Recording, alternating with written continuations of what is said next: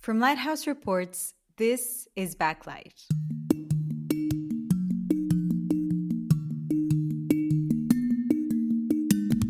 Every month, we take you behind the scenes of real-world collaborative investigations. We're your hosts, impact producer Tessa Pang and investigative reporter Beatriz Ramalho de Silva. Hey Tessa, how are you doing? You just got back from Tbilisi. So what was that like? What were you doing there? Tell us. I genuinely don't know. Yes, I recently got back from Tbilisi in Georgia. I was at something called Zeg Storytelling Festival, and I was actually there to present a workshop on how to tell stories with impact, which went really well. And it was really great to be able to talk about Lighthouse's impact model with a bunch of really interested journalists and filmmakers and people from Georgian civil society. But the coolest thing about it was, I guess it's kind of different to the usual journalism conference because it brings together a bunch of people from across the, I guess, storytelling spectrum, if that is a spectrum. And, it had like choreographers there to talk about storytelling through dance. It had filmmakers, journalists, even Malala's parents were there to talk about parenting and activism. It was just, I guess, a really inspiring event. Georgia is an amazing country. The food was really excellent. Unfortunately for me, I did eat a lot of bread, and both Beatriz and I are gluten intolerant. It was totally worth the stomach aches though, because the khachapuri there is so amazing. But I came home feeling inspired and quite unwell. That sounds really cool. That sounds like a great festival. And Beatriz, congratulations on your biometrics investigation. I read the article. It was fantastic. Can you give our listeners a little bit of a recap? Thanks, Tessa. So, this is a 3-part series of investigations that we've been working on at Lighthouse with Bloomberg. So, the first part of the series was in Uganda, and it was published by our colleague, Olivia Solon, who's a reporter at Bloomberg. And then just last week, the story that I worked on Mozambique, which was about the technology used in the elections, the voter registration system. And it basically looks at a series of irregularities in the technology and the way it's been used to rig the elections, but also how there's this big, powerful family that's essentially won millions in, very murky circumstances. And then we also have latest part of the series, which is published by our colleague Thomas, and it should be out by the time this podcast is out. And it's about the failed promise of the digital ID in DRC. So yeah, if people are interested, just go on our website, and it's under the banner of the false promise of biometrics, and you can read the 3 stories there. Yeah, and I might be biased, but I do think your Mozambique one was my favorite. And you actually got to write it too, which I feel like, at Lighthouse you often don't get to write your pieces, right? Yeah, no, it was really cool. It was cool to get to write it and to get to travel to Mozambique to report on the story. So that this was a really project that I'm really happy that we worked on. Yeah, and you must be excited to see it out in the world. So, today we're going to be talking about the thing that allows us all to do all these incredible cross border collaborative investigations, which is money. For organizations like Lighthouse, which receive various kinds of foundation support, and for freelancers or journalists wanting to do cross border collaborations, applications for grant funding need a serious investment of time. Yeah, and I think it's often hard to strike the balance between doing too much reporting before you apply, just in case you don't get the funding. But then if you don't do enough reporting, you can't really tell a strong story about your investigation. So, to kind of get to the bottom of this and to give you some tips about how to write good grant applications and how to secure the funding that you need to do good journalism, we're going to be talking to 2 people today. So, firstly, we're going to be chatting to Timothy Large, who is from the International Press Institute, where he's the director of independent media programs. So, IPI, the International Press Institute, has a scheme called the Investigative Journalism for Europe program. And that program gives more than €4 million in grants to cross border investigations in Europe. So, we'll be speaking to him about kind of the do's and don'ts of grant applications and also be sharing some insights into what the selection process looks like. And then later on, we're also going to be talking to Andrei Popoviciu, who is a freelance investigative journalist.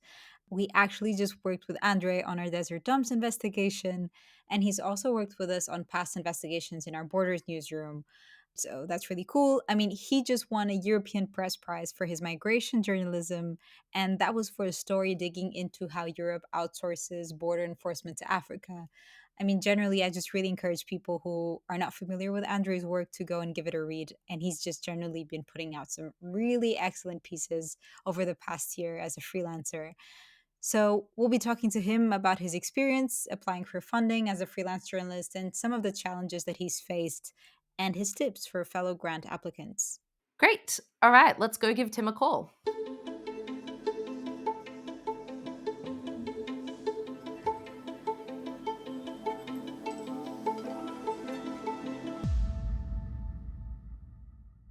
Hey, Tim, thank you so much for coming on the podcast. Hey, Tessa, it's great to be on. Thanks for inviting me.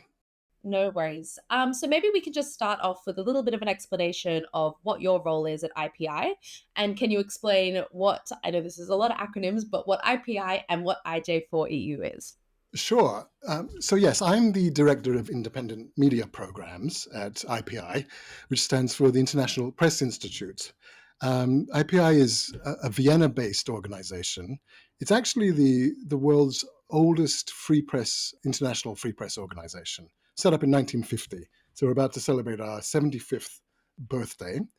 And in recent years, IPI, along with all of its work in the world of advocacy and press freedom, it started to do more and more to support independent journalism around the world in various ways. And one of the ways is to support investigative journalism, which brings us to the acronym IJ for EU, which stands for Investigative Journalism for Europe.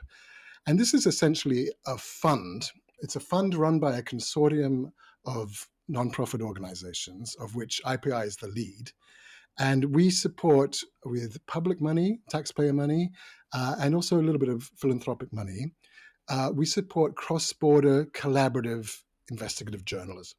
So that's what it's all about. And the key point is that we channel funds to excellent investigative journalism without in any way compromising editorial independence.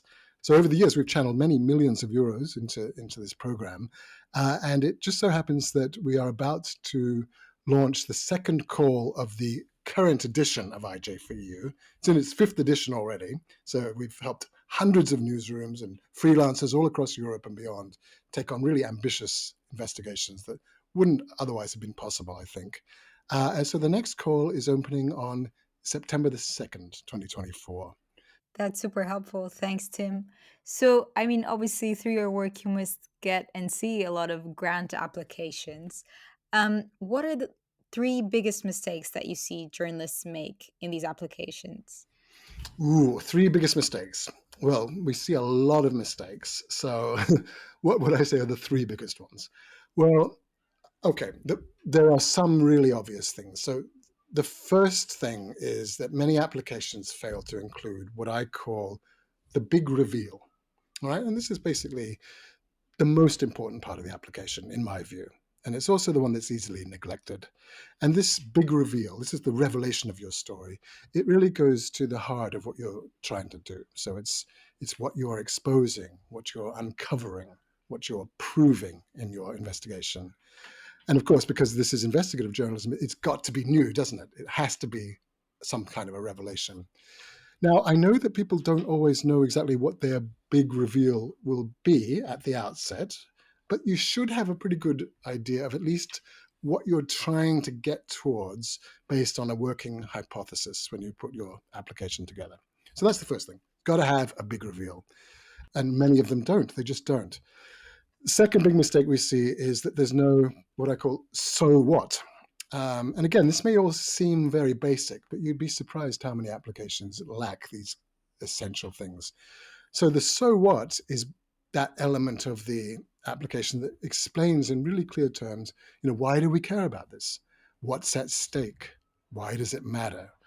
And I sometimes think of this so what element as, you have an electric train and it has a third electric rail that propels the train along. The so what is like that third rail that gives it just that propulsive force.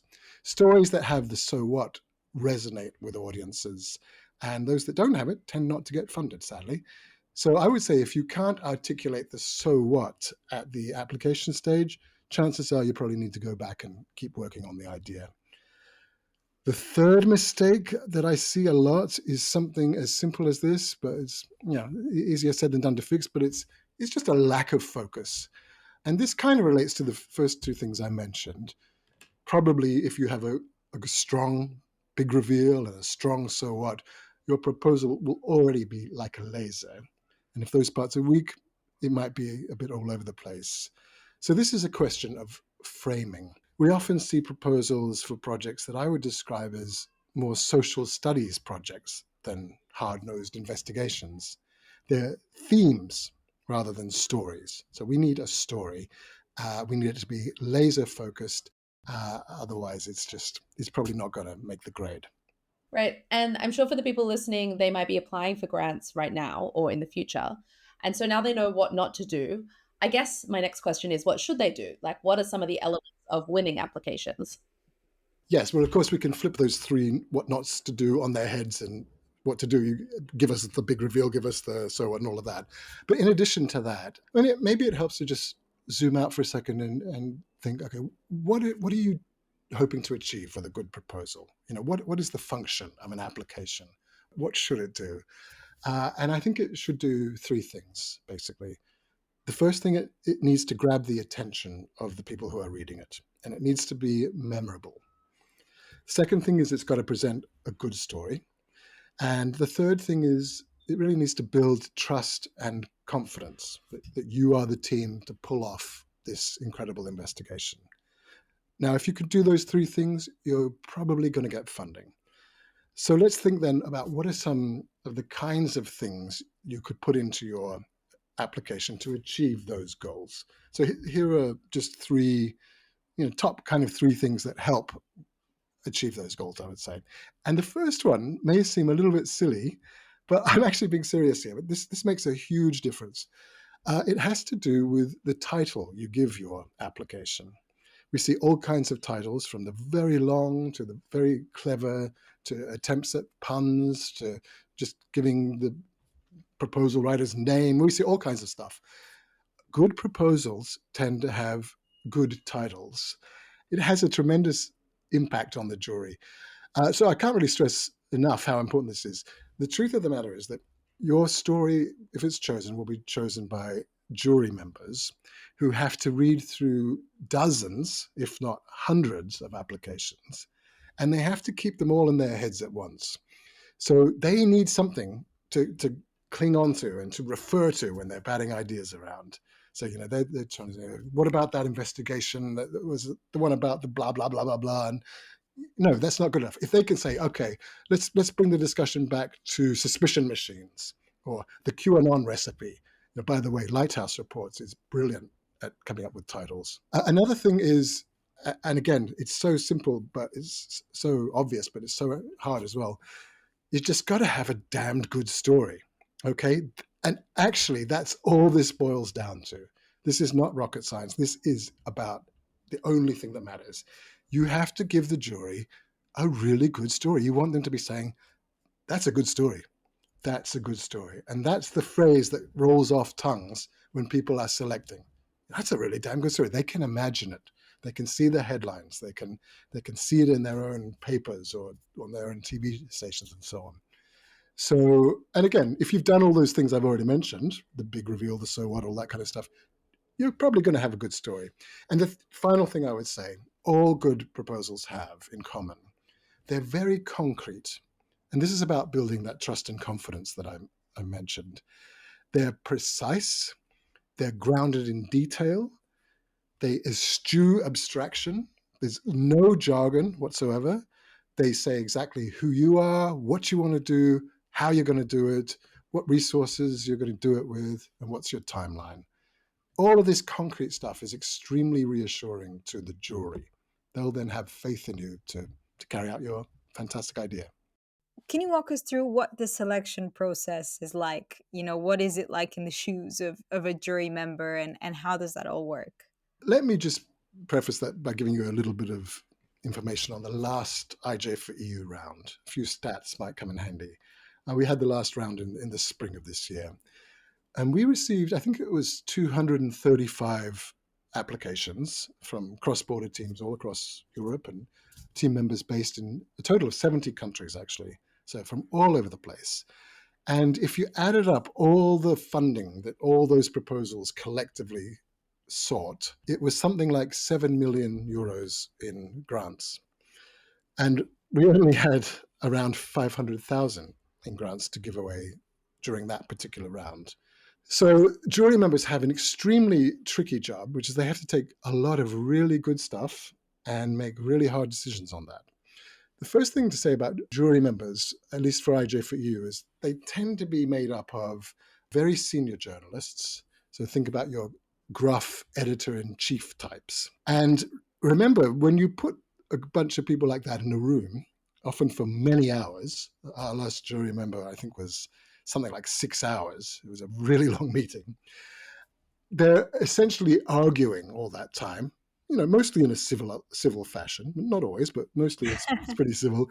And all sorts of interesting little clashes of personalities come out. Think of jury members as types of dog, just to hammer home the point that just as different breeds of dogs have sort of identifiable characteristics, different breeds of jury members have certain things that they like or that make them tick. And you really want to make sure your application appeals to all possible jury members. So any dog you might have slobbering over your application. So just to give you an example of what I mean, you can pretty much be sure that every jury will at least have one Rottweiler on the panel. And this is the jury member who dominates the meeting, takes delight in ripping ideas to shreds. They tend to be kind of the alpha dogs in the room. But they're actually very good jury members because they really care passionately about great stories and having them see the light of day. So you need to make sure that your application pleases the Rottweiler by throwing them a juicy bone. And that's that decent story that we were talking about before, that big revelation and so on. Another example of a jury member might be a fox terrier. And these are the ones you've really got to worry about, because these are the ones who dig and dig and dig, and they won't let go. They get their jaws on a little detail of your application, and they shake it and they shake it. And they're the ones who will find that little detail or problem or mistake that will sink your proposal. So for the fox terriers, you've got to make sure that you dot all your I's and you cross all your T's and you don't embellish and don't give any reason for them to fail the process. Occasionally, if you're unlucky, you might get a basset hound. And basset hounds are lazy. They do everything at the last minute. They only read them the night before. They're easily distracted. They go by instinct and they're prone to arbitrary decisions. And it's really not great if you have a basset hound on your jury. So the advice is, in case you do, make things as easy as possible for them to digest your proposal. Break it up with clear subheadings, hit them over the head with the main points, all that kind of stuff. That's great. Thanks, Tim. It's a very good analogy, a very good way to get people to understand how you should just be simple and drive home your point, and be as in depth as you can. Oh, yeah. I love that analogy. I think next time I'm writing a grant application, I probably won't be able to remove the image from my head of like a gang of dogs pouring over my proposal. Um, But going back to what you were saying about kind of the importance of having like a good title and a really clear and concise story, I think, at Lighthouse, I know you mentioned that often our titles are really good, but sometimes they're a huge struggle, because there's so much of the story that putting it or condensing it into one sharp sentence kind of requires a really clear direction and a clear knowledge of your investigation. And maybe often at the point in which you're applying for a grant, you don't 100% have that clear directional, clear view of where your investigation is going. And one issue reporters talk about is that grant applications often require so much work before even the point of getting funding. And, you're doing so much of this research before you even know if you can secure the funds for the story. But at the same time, as you said, you need a really clear and concise story in order to receive the grant. So what's a good balance for reporters when they're applying for grants? Like how much research should they be doing prior to the application process? Yeah, that's a really good question and a really hard question to answer, actually, because in a way it depends. But I certainly feel the frustration of teams who labor over their applications, put so much time and effort into it. And it really does take a long time. One thing I do say to people is don't be discouraged if you don't get the funding the first time. Do reapply, maybe make some changes, but do reapply. And often if you weren't successful the first time, you might be successful the second or even third time. But in terms of getting the balance right, it's really tough to have a sort of a magic silver bullet answer that. I'm not really sure. I guess what you're trying to do is you're trying to do enough work to get to that level of concrete detail that I mentioned earlier, at least to flesh out your hypothesis and to make it sound like you know what you're doing. And it's also doing enough work to achieve those three things that I mentioned, grabbing attention, presenting the good story, and building the trust and confidence. So how much is enough to do all of that? Do look at what steps you're going to take, what's your research and publication plan going to be. Do take the trouble of getting letters of intent from publishers. These are non-binding letters, but they really strengthen your story to have them. And do make sure you give at least a minimum story as well as a maximum story if everything goes well. And Tim, so you mentioned earlier a little bit to both of us what makes a good application, what makes a not so good application. But are there any trends that you see coming from successful grants, like any ways that people go about collaborating or any specific topics people tend to focus on? Yeah, there isn't really. I mean, we see all manner of topics and we see all kinds of configurations of collaboration and styles of collaborating and so on. So I don't think there's anything I can pick out and say, oh, if you do this, then you'll be successful. Or if you tackle this theme, your chances will be higher. I mean, one of the things at IJ4U, we pride ourselves on being completely agnostic when it comes to topic, but also media format, the way the story is told, the types of organizations that can be funded, all of that stuff. It's open to everybody and everything. So we don't favor anything in particular, but the kinds of things we've noticed of in recent rounds. I mean, one thing I would say is, although it's a European program, IJ for EU, a lot of the stories are now starting in Europe, but stretching outside of Europe, going all the way around the world. So that it might start in Europe, but go to Brazil or as far as Myanmar or Indonesia, or Sudan. And that's a really nice trend because that shows just how cross-border investigative journalism is not a European thing. Of course, it's an interconnected world we live in, and you have to go to where the story takes you. In terms of collaborations, I mean, we've done quite a lot of analysis of the different types of models of collaboration that have been successful. And we've seen three basic models that crop up again and again. I don't know how useful this is, but I just do observe that these are the ones we've seen. And I would describe them as the networked model, the grassroots model, and the investigation, quote, service model. So just quickly, the networked model is where you basically have hubs of journalists who are working for various different media outlets, say, or they might be a constellation of media outlets and freelancers, say, and they come together to investigate cross-border topics. So that's the sort of the networked model. The grassroots model is very much led by freelance journalists, which is very interesting.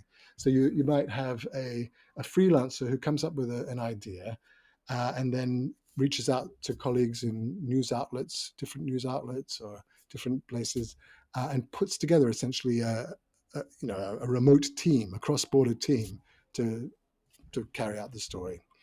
And then the investigation service model, which is probably the Lighthouse Reports model, I guess, is where you have investigative journalism groups, which are typically registered as NGOs or charities.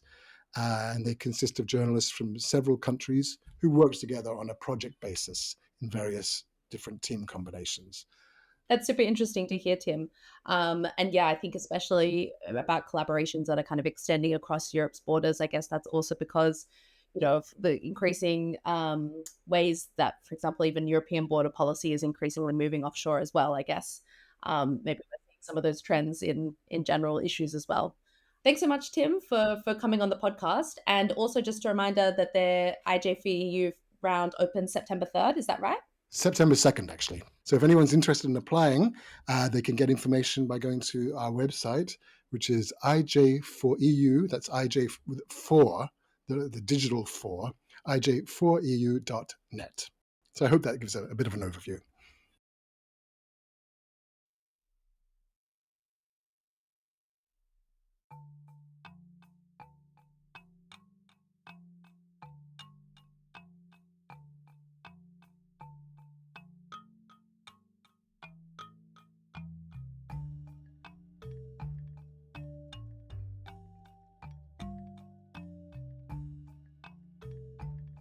So we just spoke to Tim, who is responsible for deciding who gets the money. And now we're going to give Andre a call to speak about what the process is like from the applicant's perspective.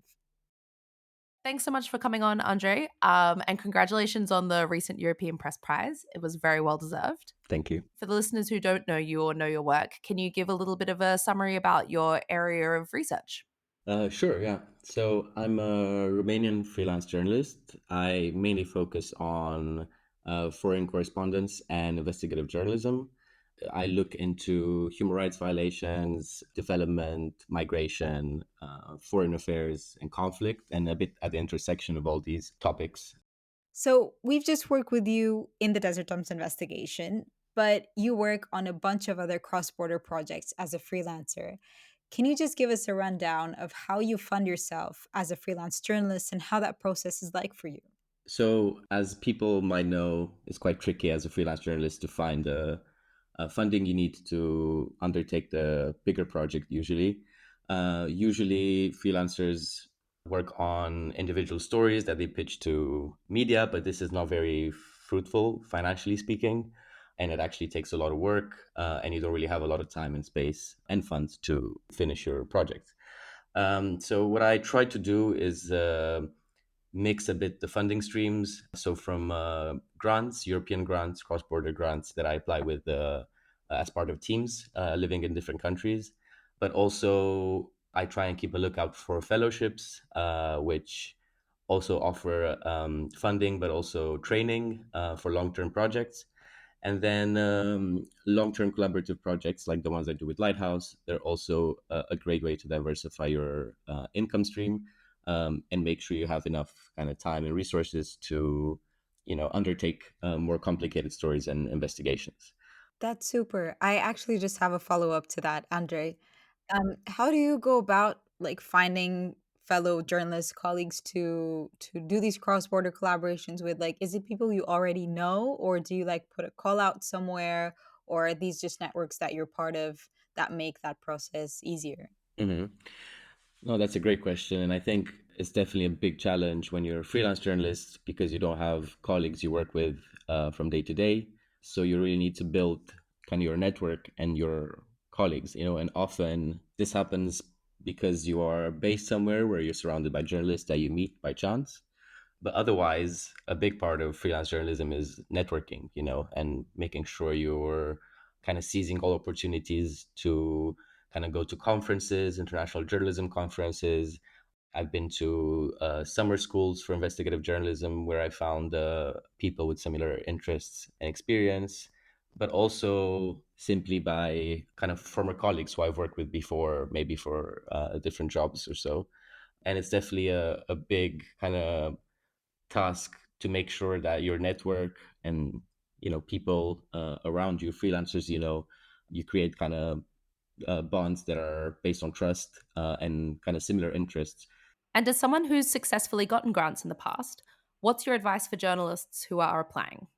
What's important when drafting up these applications is to look whether what other types of stories have been granted funding before, or more simply, what other stories have been done on the topic. Applying for more grants is key. So diversifying the application to different funders, and then really, really paying attention to what each funder wants, because some funders are really keen on having a very strong European angle, for example. What's also important is the feasibility of the project. So, are you able to do the project? Is your team able to do the project in the time you're given and with the money you're given? But you might not be able to convince them through your grant writing, which is an art in itself. How do you make the jury understand that you are indeed the right person? And so for you, Andre, what have you felt is the difference with fellowships? What is the difference in support you get with a fellowship versus a grant? Yeah, I mean, fellowships are really amazing opportunities, especially if you're starting out in your career. I've had really pleasant experiences with fellowship because often the funding and the publishing is connected between the two. So you are applying for kind of funding from, a media organization who is also willing to publish, but this is not always the case. But this really makes the process like faster. You don't have to look for a publishing partner. You don't have to have these connections already established.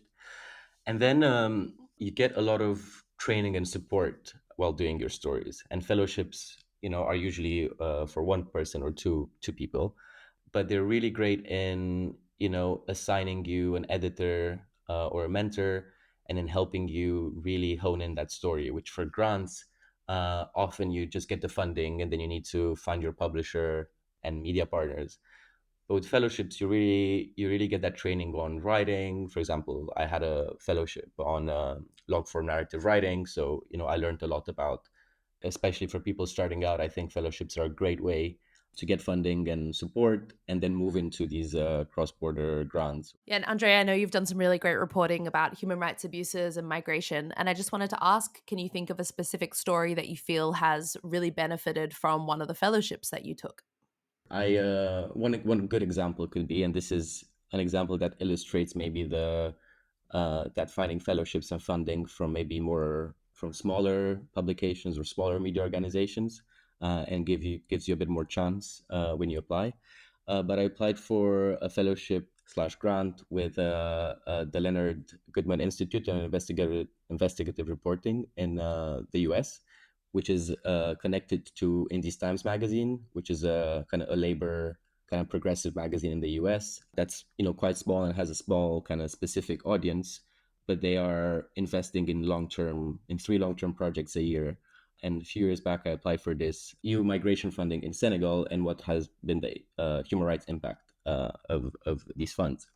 And these types of opportunities are really great because there's a difference between applying to a cross-border grant in Europe, where you have big competition, big teams, good ideas, very experienced journalists, and then you have these small opportunities that are very kind of specific.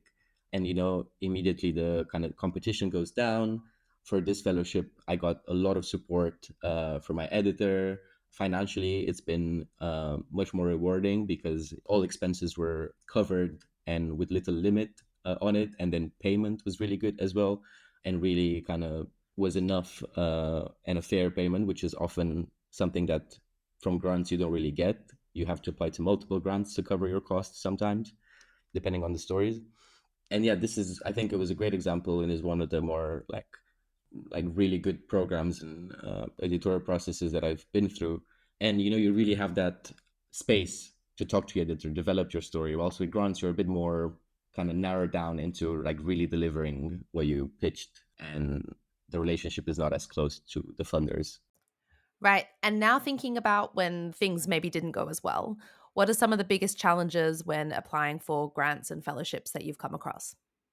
Yeah, so as I mentioned, I think one of the biggest ones, and what I hear from a lot of my freelance colleagues, is making sure their team is solid before you apply, because you can have unpleasant surprises that after you do get a grant, or even while you apply for the grant, you know, there's the personality matches, or the work ethics, or all the methodologies and process that you have to go through, they don't match between the teams. So you really need to have a good dynamic.